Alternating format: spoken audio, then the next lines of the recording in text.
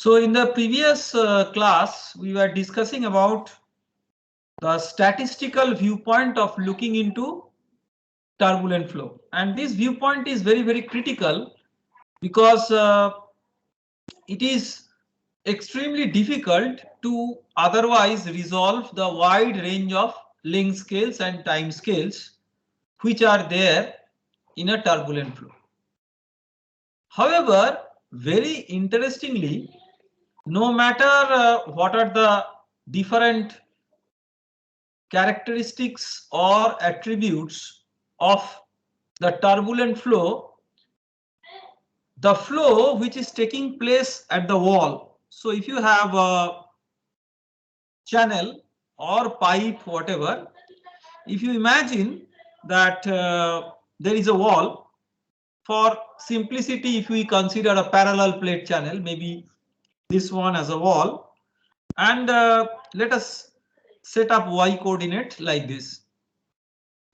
Now we have to imagine that the wall is one of the great dampers of everything, because at the wall the velocity will be dampened out to zero by virtue of the combination of no slip and no penetration boundary condition.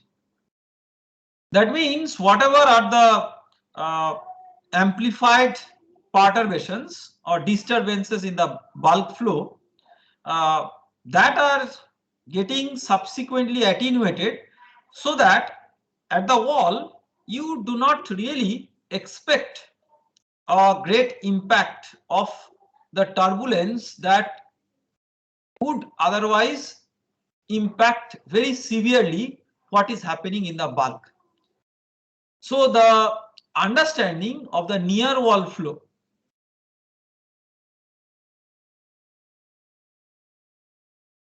is something which is of great relevance and consequence. So to understand that, we will imagine that first of all, in the turbulent statistics description, we have the velocity u, say u bar plus u prime. So whenever we are doing this analysis of near wall flow, we are focusing on u bar, so that if there is no fluctuation, say pure laminar flow, u bar and u are the same, but whenever it's a turbulent flow, we are dealing with the mean here and not the fluctuation directly. But at the wall, this is what is very important, because we expect that the fluctuations will be dampened out. So if you plot the velocity at the wall, so whatever may be the velocity profile, say the velocity profile something like this. Now if you magnify a region very, very close to the wall and blow it up, because that it's a magnified portion of a very, within a very small span of y as compared to the entire domain, so it may be suitably linearized. You may assume that it's just like a linear velocity profile. So you can, in that case, you may imagine that the wall shear stress, which is I mean mu, in this case you write du dy, just for simplicity we are considering with u bar, but when there is no fluctuation, u bar and u are the same. So if u versus y is linear, so you can write this as a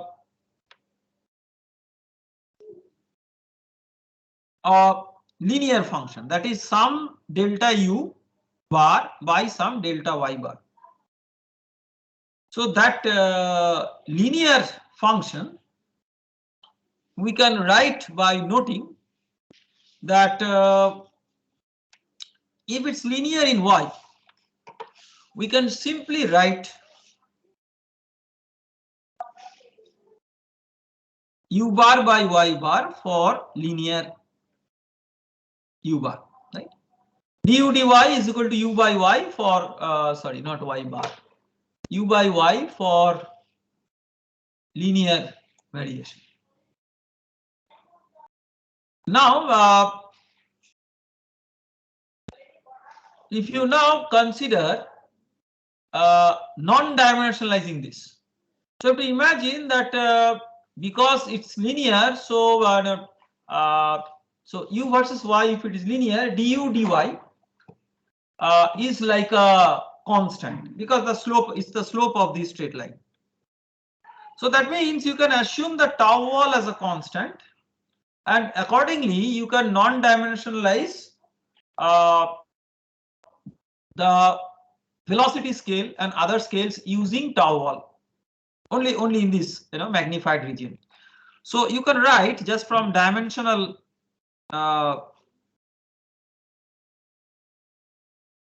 consideration, the shear stress or stress has a dimension of rho into u square. So instead of this tau wall, if we convert it into an equivalent velocity scale, so that equivalent velocity scale is represented by this. So u tau is a wall velocity, near wall velocity scale, you can say. Near wall velocity scale, that means the order of magnitude of the near wall velocity. So you can write rho u tau square is equal to mu u bar by y. So now you can non-dimensionalize u. U tau is a natural way of non-dimensionalizing u.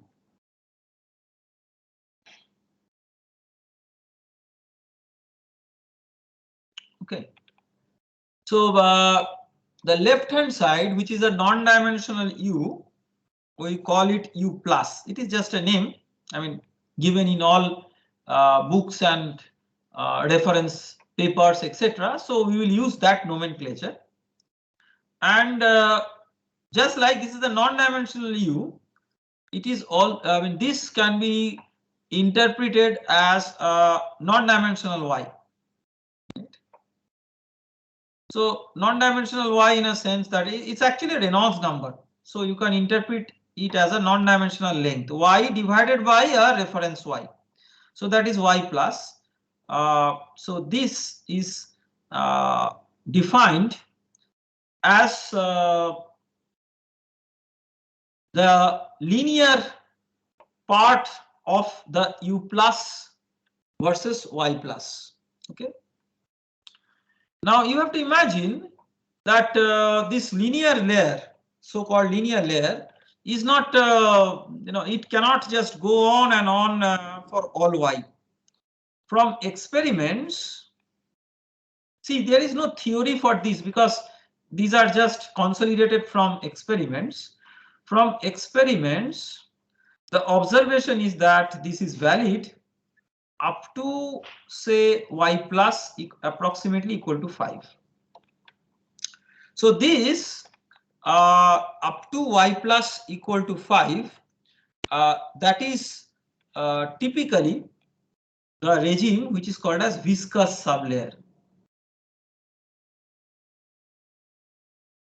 So very important terminology, because you expect the turbulence to be impacting almost everywhere, but this is a very thin layer. You will not be able to exactly say what is that typical dimensional y, because the dimensional y will depend on so many other factors, but when it is expressed in a non-dimensional form, universally up to the non-dimensional y about 5, you can imagine that viscous effects are so strong that it dampens out effectively all the turbulent features. In the old style textbooks, it is written as laminar sublayer. Now, laminar sublayer is not correct, because while it is not a fully developed turbulent flow in this sublayer, but you still have local patches of turbulence. So in that way, it is not quite legitimate to call it a laminar sublayer. It is better to call it a viscous sublayer. So once you have this u plus as a function, u plus equal to y plus, and you go outside this y plus equal to 5, you will not have u plus equal to y plus, but you will have u plus. So outside this layer, this linear law will not hold, but you will still have u plus is equal to some function of y plus, where the function of y plus is y plus itself in the linear regime. But even in the non-linear regime outside this layer, you will have u plus as a function of y plus, and up to the this one region up to which this is valid. This is the law of the inner region. Inner region means, I mean, some region where the effect of the wall is felt. That is called as inner region. So inner region is much beyond just y plus equal to 5. So we will see that how much we can think about the inner region. Now, when you go to when there is something inner, there will of course be something which we call as outer. So in the outer region, that means outer means where the wall effect is not very strong. That is called as outer. So inner means where wall effect is strong, and outer means where wall effect is not strong. So outer region, the law is known as just like this. Law means a functional form. It's nothing called as a law. It's a functional form, but the name of the functional form is given normally in the books as velocity defect law.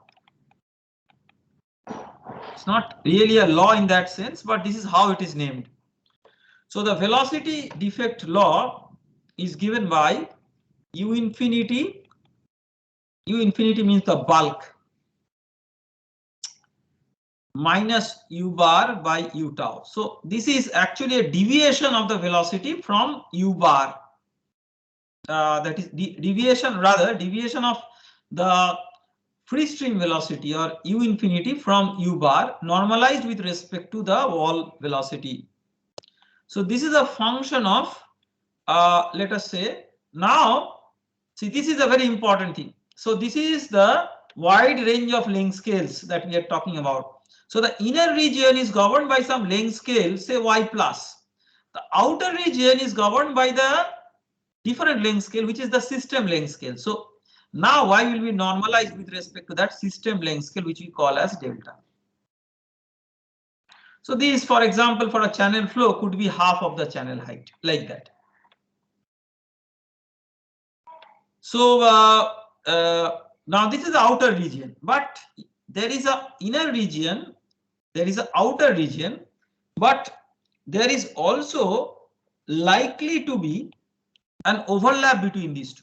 So that means a region which belongs to both the inner and the outer region, that is called as an overlap region.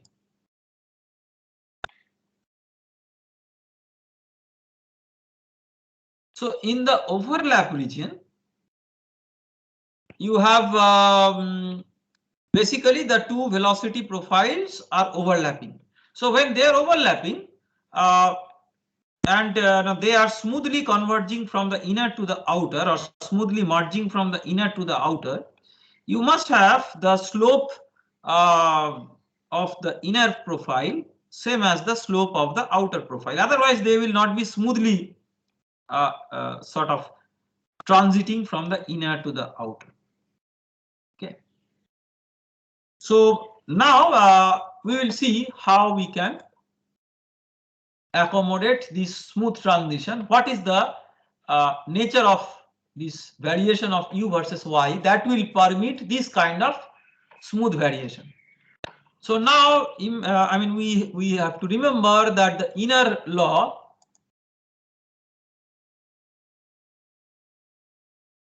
u plus is equal to u by u tau is equal to y plus, right? Y plus is rho u tau y by mu. This is what we have defined, right? Now du dy, so this is u bar, du bar dy. You can write, say, du bar du plus dy plus into dy plus dy. Okay, so you may imagine that is it is just a chain rule. So du bar du plus, that is equal to u tau, and dy plus dy is equal to rho u tau by mu. Okay, so this term will become u tau square rho u tau square by mu into du plus dy plus. Du bar dy outer is you can write so this is f. So now y by delta we just give a name eta, just a new coordinate. So from here you can write u bar is equal to u tau f eta rather minus u tau f eta plus u infinity, right? So that means you can write du bar dy is equal to minus u tau df d eta. So so this is du bar, basically d eta into d eta dy, right? So this is minus u tau df d eta dy is 1 by delta. Okay, so this becomes minus u tau by delta into df d eta. Okay.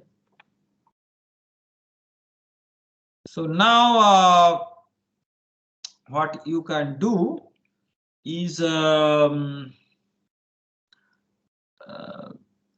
first of all, some cancellation will be there, so we can cancel u tau from both sides. Then multiply both sides by y. Okay. So if you multiply both sides by y,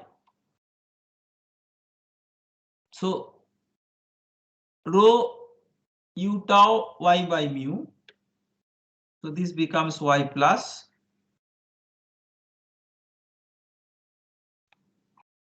minus sorry, if you see the right hand side, first of all you have y by delta, so this is eta into df d eta. So from here you can come up with one very simple observation. What is that observation? That if you see the first one, this is a function of y plus only. This is y plus is like the inner coordinate, and this is a function of eta only. This is outer coordinate, and a function of y plus only equal to a function of eta only. That is possible. Just we had done earlier separation of variables. It is beyond separation of variables, the separation of scales altogether, inner scale and outer scale, and that therefore must be a constant. This classically is written as 1 by kappa, where kappa is known as von Karman's constant.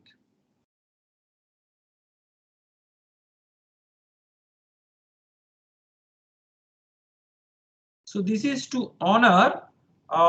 So this is its value is roughly 0.4, and it is so interesting that there is no theory, but there has been no exception in any experiment where the experimental data has been clearly, it has been analyzed, and the value of this is deviated much from 0.4. Maybe slight 1 or 2 decimals, always the deviation will be there, but roughly 0.4. So although there is no theory, but all the experiments consolidated so far give a value of this constant about 0.4. So it is a sort of universal constant without any theoretical proof, but with complete experimental evidence.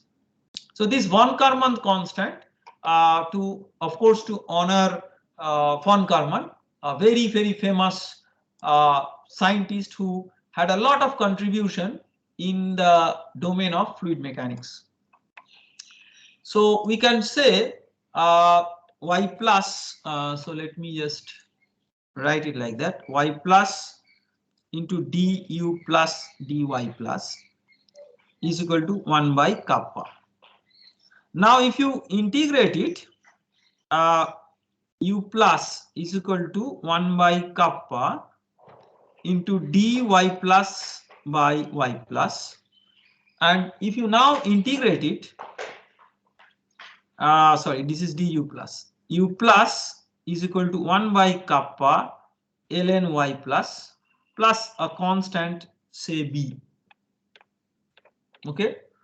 So this is something which looks like a universal law, and it has been proven by experiments that yes, indeed, this is like a universal law. So this is like the law in the inner region, which is governed by the wall, and this is not definitely a region where you have fully developed turbulent flow. So no matter what is your outer turbulent flow, your analysis must accommodate this variation near the wall. So to sum it up, how the velocity typically varies close to the wall, we will make a plot. So we will make a plot of u plus in the vertical axis, which is u by u tau, and y plus in the x axis. But we have to imagine that there is a wide, large range of y plus, and we have to magnify the region close to the wall also. Otherwise, we will not be able to capture the near wall effects. So what we will do is we will make a logarithmic plot. So you can say semi-log plot, where it's logarithmic in the x-axis and non-logarithmic in the y-axis. So basically here we have plotted ln y plus. So in the u plus is equal to 1 by kappa ln y plus. So in the logarithmic plot, it will be like a what will be this? If you have ln y plus, you will have a linear variation, right? So first of all, in the up to y plus equal to 5. Okay.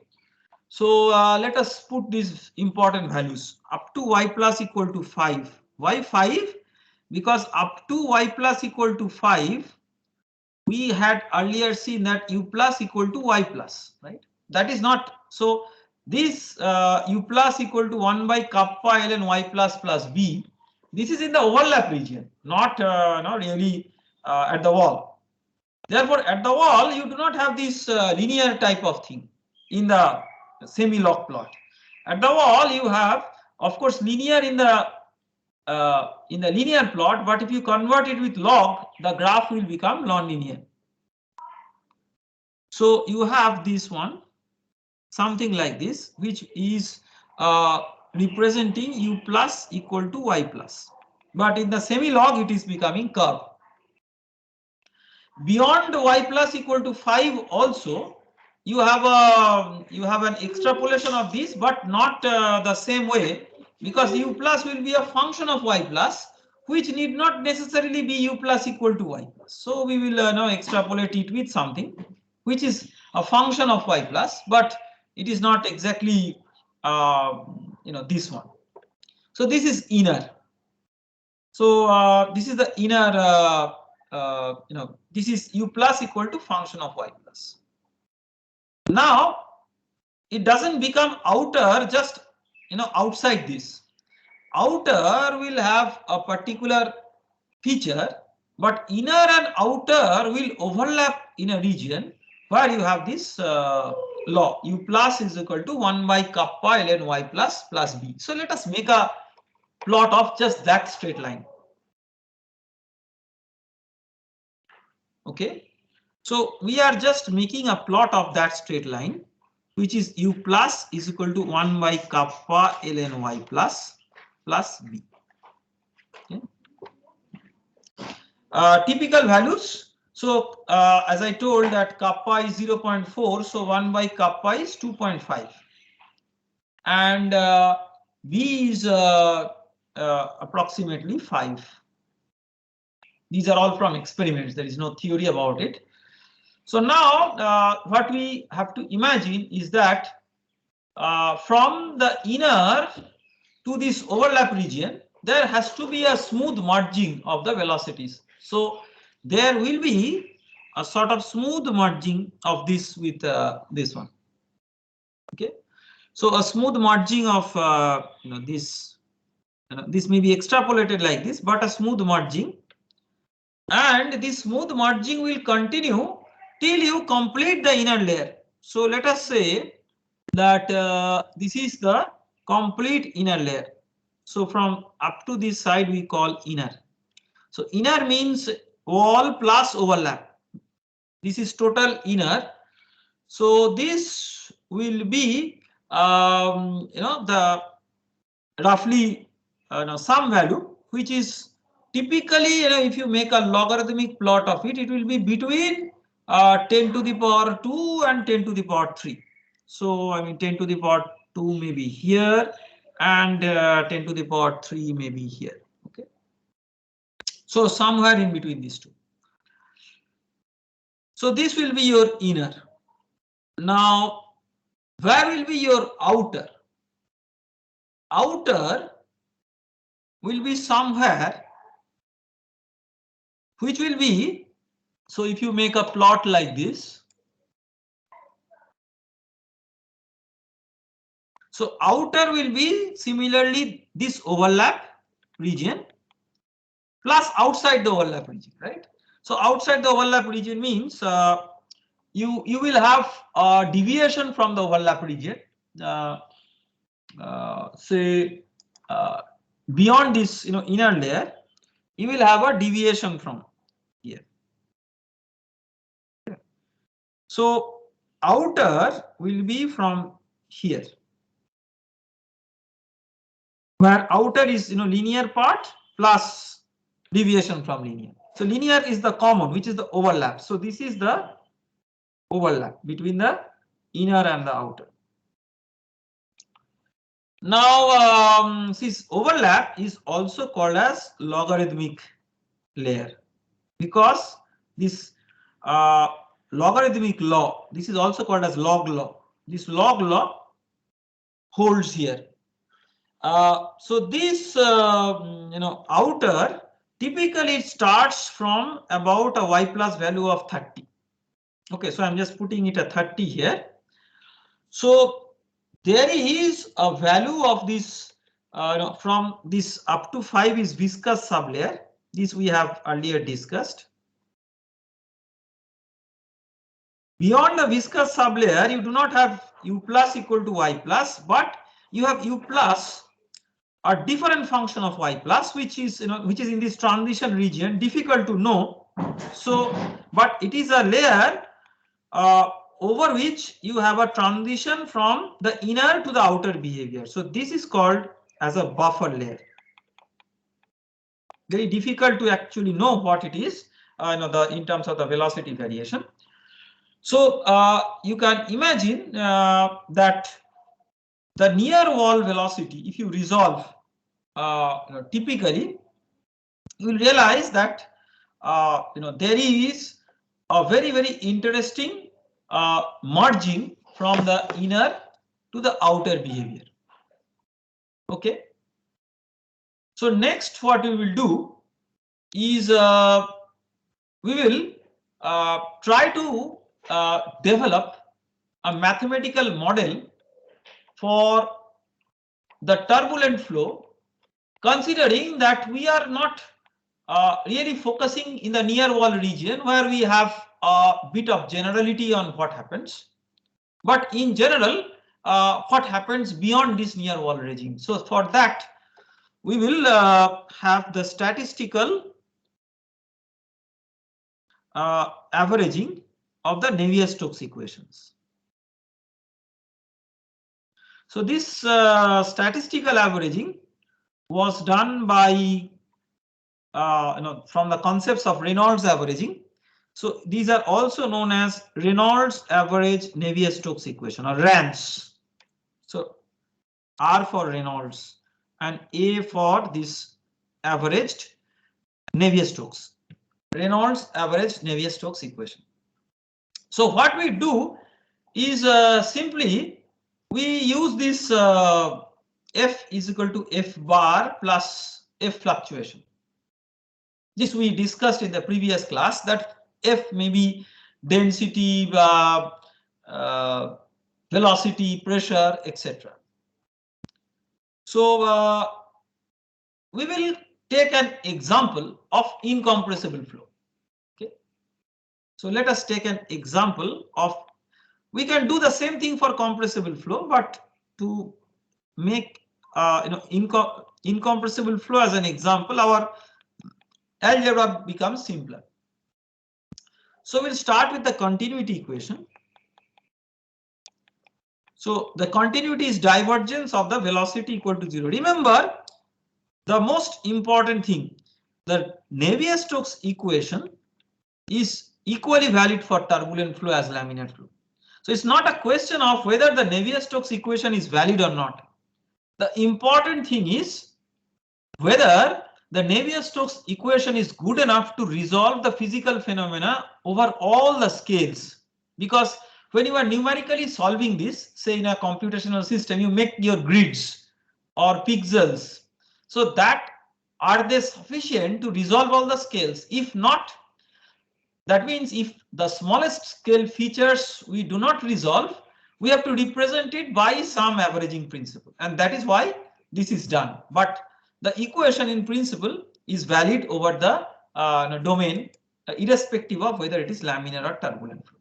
So the first thing that we will do is that we will make an average. Remember that we will consider a stationary homogeneous turbulence, so that the time average, space average and ensemble average are all the same. So this could be either time average or space average or ensemble average. So now the next thing that we will do is we will decompose this into two parts. So we will have uj bar plus uj prime. So that is its decomposition. Rho we take as constant and we will set it to 0. So we will have first of all, rho may be a constant, rho may be a variable. We consider incompressible flow, and we have seen variable density incompressible flow is also there. So we will consider rho uj bar plus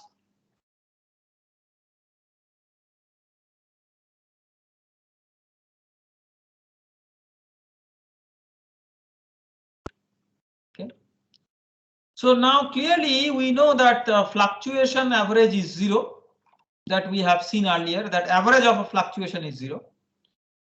So that means this is 0.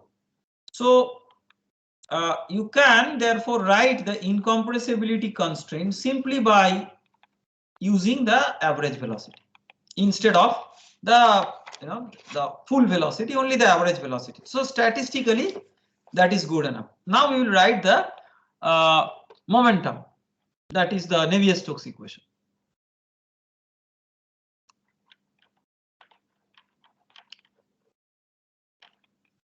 So to do that, we will write first the momentum equation.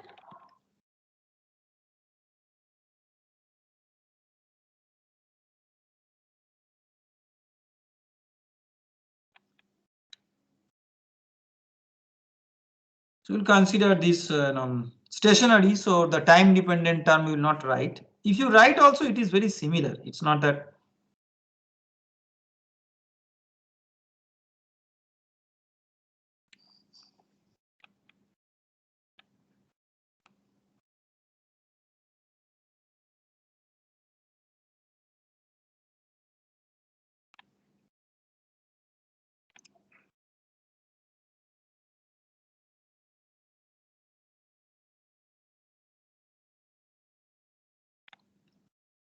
So I'm just writing in this way. We are considering this mu as a constant, so we are taking it out of the derivative. And because it is incompressible flow, there is no term because of the incompressibility that we are considering here. Now what we will do is we will consider both the terms. Say, first of all, we'll make a complete averaging of all the terms. So write a bar at the top. Remember that averaging means what? That is integral over the time or space, depending on time average or space average, and dividing it over that time. I have told you that what is that typical time over which the averaging should be done. Now, the next step is we will decompose UI is UI bar plus UI fluctuation, and UJ also UJ bar plus UJ fluctuation. Okay.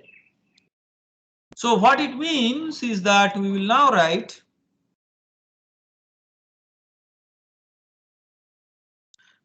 UI bar plus UI fluctuation into UJ bar plus UJ fluctuation. Take the complete averaging. So remember, the averaging is done over either space or time, which is different from the system scale over which this spatial derivative of time derivative is taken. So that is how you can separate the scales of averaging with the time scale or length scale of the problem. So now you can write, so first of all, straight away UI bar UJ bar plus average of that is that one, plus rho UI bar into UJ fluctuation average of that, plus rho UI fluctuation into UJ average, plus rho UI fluctuation UJ fluctuation product its average. I have just multiplied, and average of average is average itself. That is how these are separated. Now we have already seen that the average of a fluctuation is 0.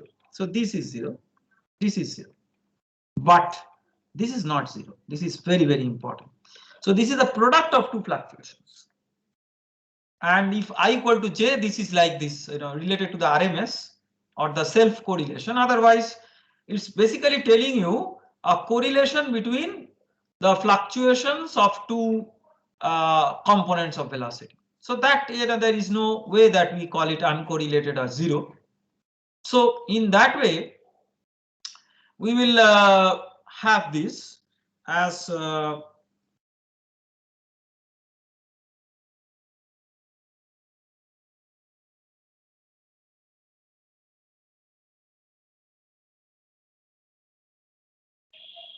this one. Right hand side is very trivial.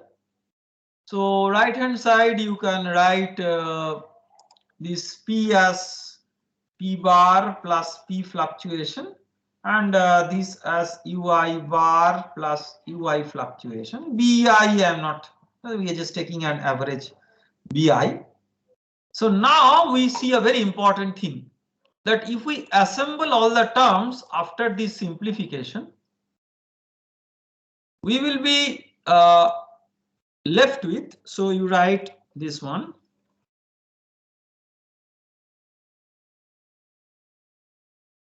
Plus this term, which is bit of the odd person out or odd term out.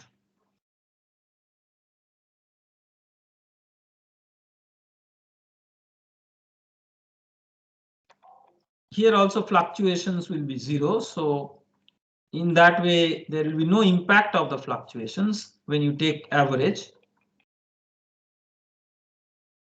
So only impact of averaging is one additional term. What is this additional term? The additional term is this one, in a sense that if you just isolate this term, the remaining is just like the standard Navier-Stokes equation, with the velocity replaced by the average velocity and pressure replaced by average pressure. But this is that odd term out. So what we normally do is to couple with this term. So if we couple these two together, then together we write that this is like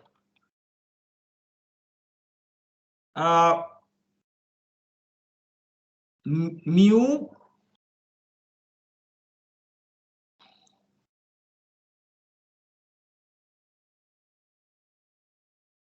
this one. Okay. So this is something. The first one is the standard this hydrodynamic stress, which we see for laminar flow, and therefore this is something. See, just from dimension and analogy, because this is a dimension of stress, this is also dimension of stress. So this is called as the Reynolds stress or turbulent stress. Remember, it has nothing to do with stress. It is just given this name because it has the unit of stress and they come together in this. So fundamentally, what is this? This is nothing but momentum transport due to the fluctuation velocity. So along, say, direction I, the velocity has a fluctuation. Along the direction J, the velocity has a fluctuation. These two fluctuation components interact and participate in a momentum transport, which may be perceived equivalent to an additional stress, which is called as turbulent stress or Reynolds stress. Now the challenge is that, see, this is a second order tensor, just like the normal, the standard stress. So the second order tensor, it has another 6 unknowns, symmetric, just like stress tensor. You have 6 such unknowns because I from 1 to 3, J from 1 to 3, so 3 into 3, 9. But because of symmetry, out of that 3 are the same. So you have 6 components. So if one can solve or have some equations which will govern these components, then that will close this system of equations. Otherwise, you will require a model to specify this. Otherwise, this system of equations will not be closed. 6 additional components have cropped up. So to first of all, for that closure, to arrive at that closure, there is a model which is known as the Reynolds stress model. So in the Reynolds stress model,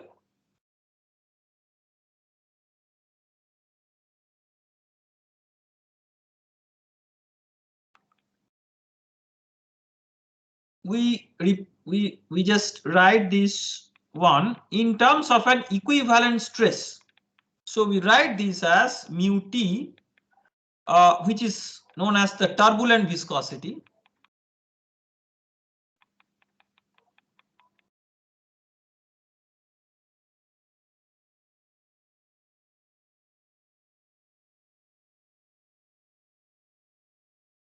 So this is this was a model which was proposed by a scientist called as Buzenisk.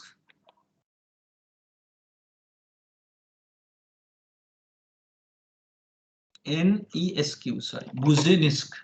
Let me write the spelling properly. Yes. BOU Buzenisk.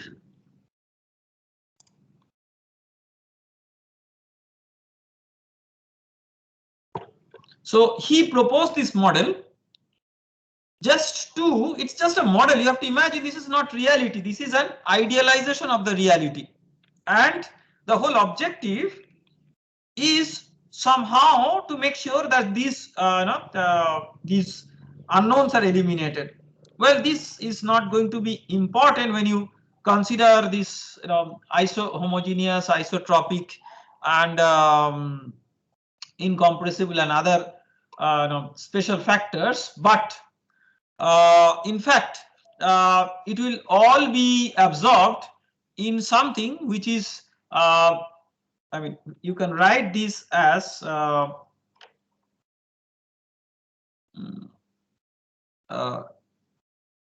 1/3 or rho by 3, sorry, 2 by 3 into half this one, UK prime, This is known as turbulent kinetic energy, or K.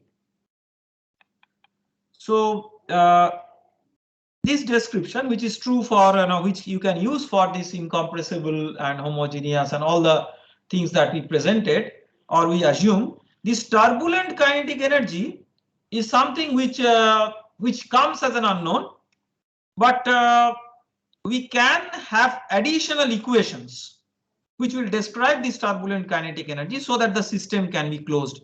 Remember, this is called as turbulent viscosity. This is not a constant. Not constant. So this is a function of this turbulent kinetic energy, dissipation, etc. So mu t is a function of K, dissipation epsilon, dissipation rate of turbulent kinetic energy, etc. So all what it means is that after statistical averaging of the Navier-Stokes equation, you get additional terms in terms of fluctuations. There are models which try to represent those fluctuations in terms of some parameters, which in turn will depend on some additional parameters, at least these two, the turbulent kinetic energy, which is defined as this, and the dissipation rate of turbulent kinetic energy.